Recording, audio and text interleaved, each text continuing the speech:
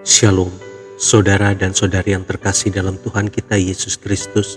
Marilah kita luangkan waktu beberapa menit untuk berkencan dengan Tuhan saat ini, agar dari hari ke hari kita semakin dekat dengan Tuhan, sehingga hidup kita semakin diberkati dan menjadi berkat. Pembacaan dari kitab Amsal bab 23 ayat 18. Karena masa depan sungguh ada dan harapanmu tidak akan hilang.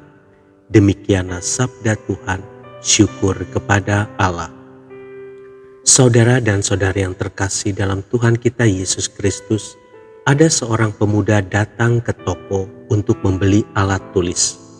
Pemilik toko itu tidak begitu memperhatikannya, hingga pemuda itu bertanya, "Om, masih ingat saya?" Pemilik toko masih berusaha mengingat-ingat siapa dirinya. Belum sempat ia menjawab, pemuda itu melanjutkan kata-katanya, "Saya dulu kekasih Mia. Sejak Mia meninggal, saya sangat terpukul dan seolah tidak bisa melanjutkan hidup saya. Hampir setiap hari saya datang membawa bunga dan menangis di pusara Mia. Hingga kini walaupun sudah 15 tahun dia meninggal, saya belum bisa menerima cinta seorang wanita." Pemilik toko itu memandang pemuda itu dengan iba. Dulu ia memang berpacaran dengan anak saudaranya bernama Mia. Mia yang tidak lama lagi wisuda tidak disangka-sangka meninggal karena satu penyakit. Pemuda itu tidak bisa menerima kenyataan tersebut. Ia mengalami goncangan jiwa yang kuat sehingga lama-kelamaan uang dan hartanya habis untuk biaya pemulihan jiwanya. Hingga kini ia belum bisa melupakan Mia dan belum juga menikah. Saudara dan saudari yang terkasih dalam Tuhan kita Yesus Kristus, banyak kenyataan kehidupan yang membuat seseorang sedih, kecewa, bahkan berputus asa. Kepergian orang yang dikasihi, kehilangan harta kekayaan, kehilangan pekerjaan, dan lain-lain. Namun sebagai orang yang percaya kepada Tuhan, kita tidak seharusnya tinggal dalam bayang-bayang masa lalu. Apapun yang terjadi, kita jangan kehilangan semangat.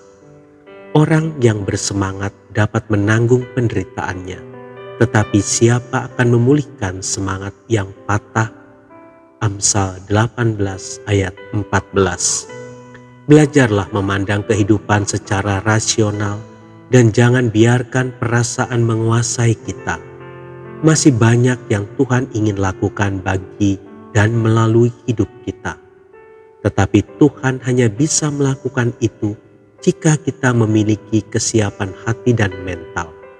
Tuhan sudah berjanji bahwa Ia akan memberikan kekuatan serta jalan keluar untuk setiap permasalahan yang kita hadapi. Karena itu, janganlah hidup dalam bayang-bayang masa lalu. Bangkitlah dari keterpurukan, tatap masa depan yang masih panjang. Tuhan ada di masa depan. Ia sanggup menggantikan luka dengan sukacita. Ia sanggup menggantikan apa yang telah hilang dari hidup kita. Kita hanya perlu mempercayai Dia dalam segala hal dan tidak mengandalkan akal pikiran kita sendiri. Saudara dan saudari yang terkasih dalam Tuhan kita Yesus Kristus, seseorang berkata, "Pecundang hidup di masa lalu, sedangkan pemenang belajar dari masa lalu, bekerja dengan giat saat sekarang menuju masa depan." Tidak ada gunanya bersedih, merasa bersalah, atau menyesali masa lalu. Kita hidup di masa sekarang ini dan kita harus membangun kehidupan saat ini. Mungkin ada kejadian-kejadian di masa lalu yang begitu menyesakan hati, tapi kita bisa menyerahkannya kepada Tuhan.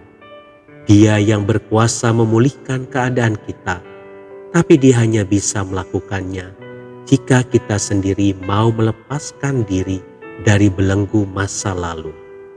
Dalam tangan Tuhan ada hari depan yang cerah. Dia sanggup mengubah kesedihan menjadi sukacita.